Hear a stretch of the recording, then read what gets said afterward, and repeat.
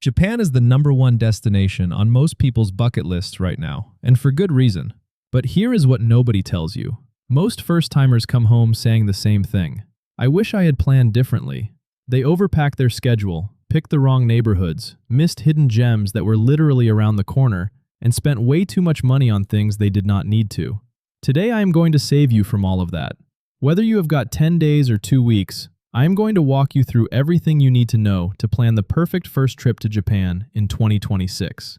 We are covering when to fly, where to land, how to get around, where to stay, what to eat, and a complete day-by-day itinerary that hits 4 incredible destinations: Tokyo, Mount Fuji, Kyoto, and Osaka. By the end of this video, you are going to have a complete blueprint that you can literally screenshot and take with you. So let us get into it. Before we even talk about itineraries and food spots, we need to answer the most fundamental question. When should you actually go? Everyone and their grandmother wants to visit during cherry blossom season in late March and early April. And look, it is gorgeous. But those famous spots during peak season are absolutely overflowing with tourists. You can barely move. If you have flexibility with your schedule, here is what I would suggest. Aim for April through May or October through November. You get comfortable temperatures, beautiful scenery with either spring blooms or autumn colors, and the crowds are more manageable, especially if you avoid the major Japanese holidays. Golden Week in late April to early May is a huge one to watch out for. Hotels get booked solid and prices spike. Same goes for Obon in mid-August and the New Year period. Summer can work too, but just know that June through August gets brutally hot and humid, especially in cities like Tokyo and Osaka. There is also a rainy season that usually runs through June and into early July. On the flip side, summer is when Japan lights up with incredible festivals and fireworks, so there is a trade-off. Winter is actually a sleeper pick. You get clear skies, fewer tourists, and if you are into skiing or snowboarding, the powder snow on the Sea of Japan side is world-class. The downside is that gardens and outdoor spots can look a bit bare, and it gets genuinely cold. Alright, now let us talk about the trip length. For a first-timer, I strongly recommend at least 10 days, and ideally 2 weeks if you can swing it. 1 week is doable, but you will feel rushed and you will have to make painful choices about what to cut. With 10 days to 2 weeks, you can comfortably cover the main destinations without feeling like you are sprinting through a checklist. Many travelers who went for just 1 week say they wished they had booked a second, so take that as a sign. Now let us get into the logistics of actually arriving. You are most likely flying into Tokyo, and Tokyo has 2 international airports, Haneda and Narita. Here is the simple breakdown. Haneda is much closer to central Tokyo, roughly 30 minutes by train. Narita is about an hour out. Most travelers prefer Haneda for the convenience, but do not stress if your flight goes into Narita. It is not a deal breaker, especially if the ticket price is significantly cheaper.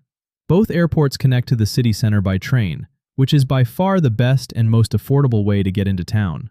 A taxi from the airport can run you around $100 or more, so unless you have very specific reasons, stick to the train.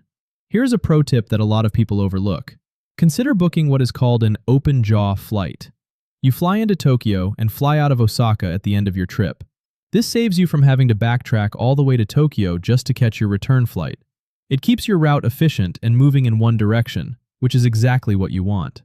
Once you land in Tokyo, you need to figure out where to stay. And this is where a lot of first-timers get overwhelmed. Tokyo is massive, with dozens of neighborhoods, and there are hotel options everywhere. The most popular areas to stay are Shinjuku and Shibuya, but honestly, as long as your hotel is near a major subway line, you will be able to get anywhere you need to go without much hassle. Hotels in Tokyo tend to be expensive, so if you have hotel points from a loyalty program, this is an excellent city to use them. Just make sure you book early because availability disappears fast, especially during peak travel periods. Let me walk you through what a great Tokyo itinerary looks like over about 3 to 4 days. On your arrival day, you are probably going to be exhausted and jet-lagged. Do not try to do too much. Settle into your hotel, take a walk around the neighborhood, and find yourself an incredible bowl of ramen for dinner. Tokyo is home to some of the best ramen shops on the planet, including places that have earned Michelin recognition. There is something magical about landing in Japan and sitting down to a steaming bowl of rich, complex broth with perfectly chewy noodles. It is the ideal first-night meal. The next morning, start your day in the Asakusa district. This is one of Tokyo's most historic areas, home to the famous Sensoji Temple. The approach to the temple is lined with traditional shops and food stalls. Fair warning though, this area gets extremely crowded, so try to arrive early. While you are in the area, grab breakfast or lunch at one of the small local restaurants. Standing sushi bars are a fantastic option here. You stand at the counter, order whatever catches your eye, and the chef places it directly in front of you. The quality is outstanding, and the prices are remarkably affordable compared to what you would pay in most Western countries. Now let us talk about something that every visitor should know. Coffee culture in Japan is unique. Iced coffee is hugely popular, which is great news. But the catch is that most independent coffee shops do not open until 10 in the morning, or sometimes even noon. If you are someone who needs caffeine first thing, convenience stores like 7-Eleven actually make surprisingly good lattes and have fresh breakfast snacks that are leagues better than what you might expect. Once the specialty shops open though, definitely seek them out.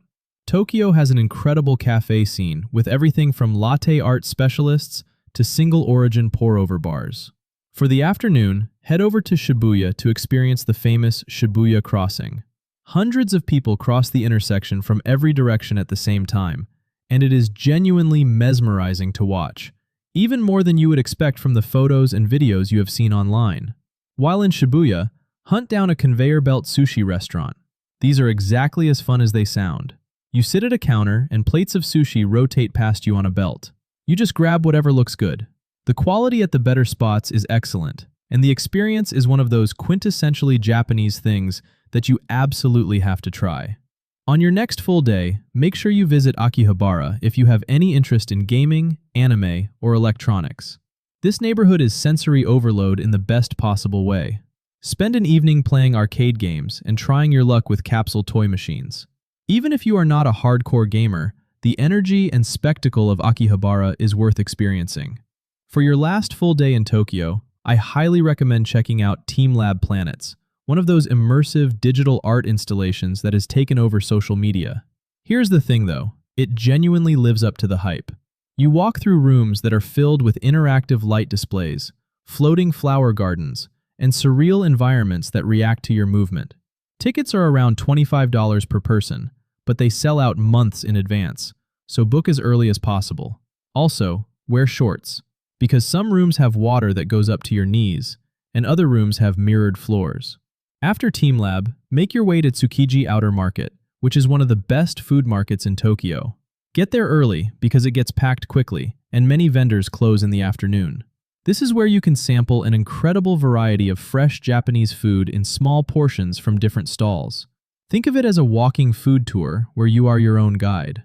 Now here is where the trip gets really special. After your Tokyo days, it is time to get out of the city and experience the Japanese countryside. The area around Mount Fuji is absolutely stunning, and Lake Kawaguchiko makes for a perfect base. You can rent a car through companies like Toyota Rent-A-Car and make the drive from Tokyo. A few important things about driving in Japan. You drive on the left side of the road, so that takes some getting used to. You need an international driving permit, which in the United States you can get from AAA. When booking your rental, make sure to get an ETC card included, which lets you breeze through highway toll booths electronically instead of stopping at each one. The drive from Tokyo to the Mount Fuji area takes a couple of hours, and the scenery is spectacular. Once you arrive, I cannot recommend strongly enough that you stay at a Ryokan. These are traditional Japanese inns, and they are one of the most unique accommodation experiences you will ever have. A good Ryokan features tatami mat rooms where you sleep on futon bedding on the floor, access to an onsen, which is a communal hot spring bath, and traditional multi-course Japanese meals. Spending a night at a Ryokan near Mount Fuji, wearing traditional Japanese robes, soaking in the hot springs with a view of the mountain, and then sitting down to an elaborate dinner with 7 or more courses is honestly one of those once-in-a-lifetime travel experiences. Give yourself at least one night here to truly unwind and soak it all in. After your Mount Fuji retreat, it is time to head south to Kyoto.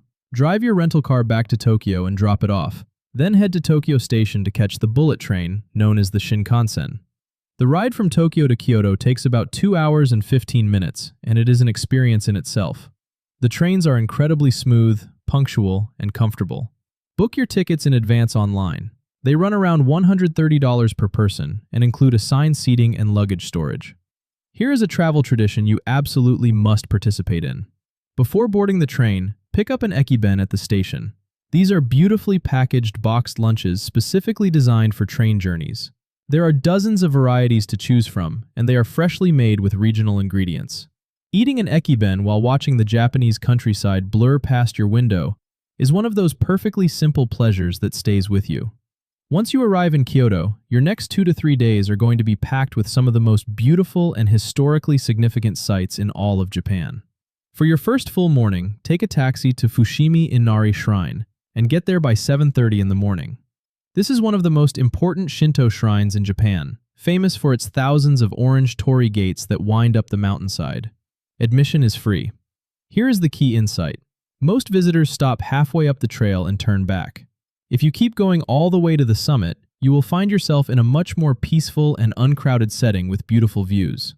The gates are enormous up close, and photographs do not do justice to the scale. After Fushimi Inari, explore the Ninenzaka and Sanenzaka streets, which are gorgeous preserved historic lanes with traditional Japanese architecture, tea houses, restaurants, and shops. This area is wonderful for a leisurely lunch. Try eating at a traditional restaurant where you sit on tatami mats for the full cultural experience. From there, walk to Kiyomizudera, a Buddhist temple and UNESCO World Heritage Site, famous for its massive wooden stage that juts out over the hillside. The temple also features the Otowa waterfall, which has 3 streams of water believed to grant different blessings. The entrance fee is very modest. For a memorable evening activity in Kyoto, book a cooking class. Learning to make traditional Japanese dishes like ramen from scratch is not only incredibly fun, but gives you a skill and a memory you can bring home. Classes typically cost around $120 per person and are worth every penny. On your next morning in Kyoto, wake up early again for the Arashiyama bamboo grove. Take a taxi and aim to arrive by around 7:15 in the morning. The towering bamboo stalks, some reaching 90 feet tall, create a cathedral-like canopy overhead. In the early morning, with just a few other visitors and the sound of birds, it is genuinely magical.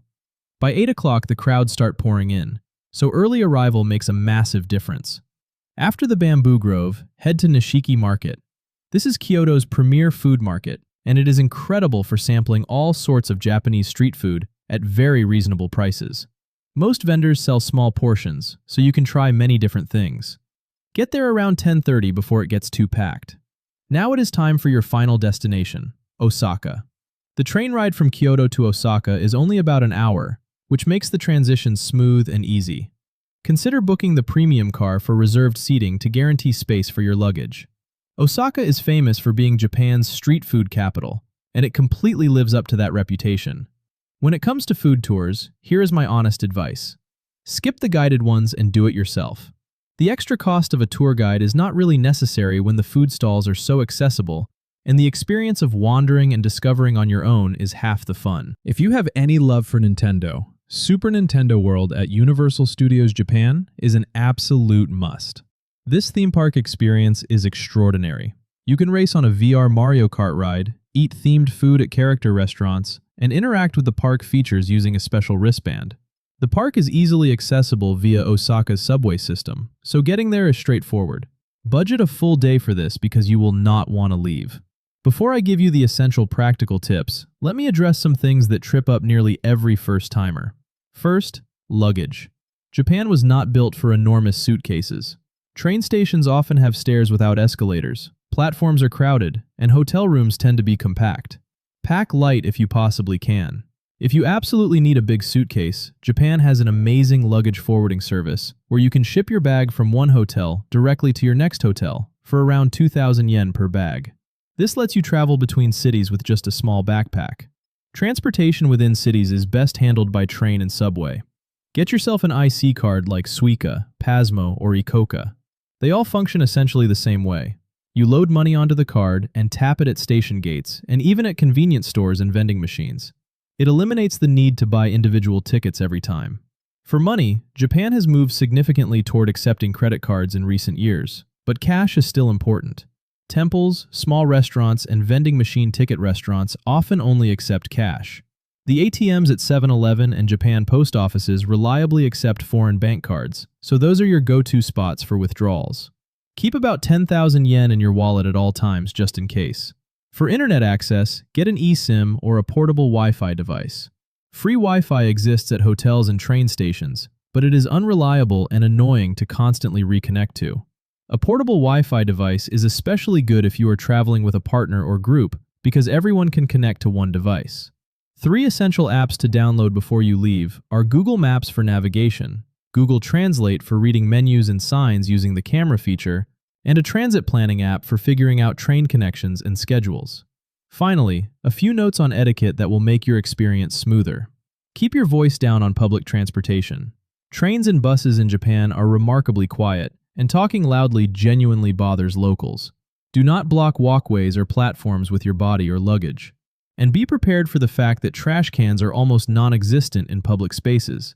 You will need to carry your garbage with you until you find a bin or get back to your hotel. A small plastic bag in your day pack solves this problem easily. And honestly, that last piece of advice is more important than any itinerary detail. When you are unsure about what is appropriate, just observe what the people around you are doing and follow their lead. The Japanese appreciate the effort, even if you do not get everything perfect. So there you have it, a complete blueprint for planning your first trip to Japan in 2026. From choosing when to go, to navigating airports, trains, and neighborhoods, to knowing exactly what to eat and see in Tokyo, Mount Fuji, Kyoto, and Osaka, you now have everything you need to book with confidence. The biggest mistake you can make is trying to see absolutely everything and burning yourself out. Leave room for spontaneity. Some of the best moments in Japan are the ones you did not plan for. A tiny ramen shop you stumble into on a side street. A shrine you discover while getting lost. A sunset over Mount Fuji that takes your breath away. That is what makes this country so special. If this video helped you, smash that like button and subscribe so you do not miss our deep dive guides on each of these cities. Drop a comment below telling me what you are most excited about for your Japan trip. And if you want to see the detailed breakdowns for Tokyo, Kyoto, or any of the other destinations we covered today, turn on your notifications so you can see when we drop a video about them.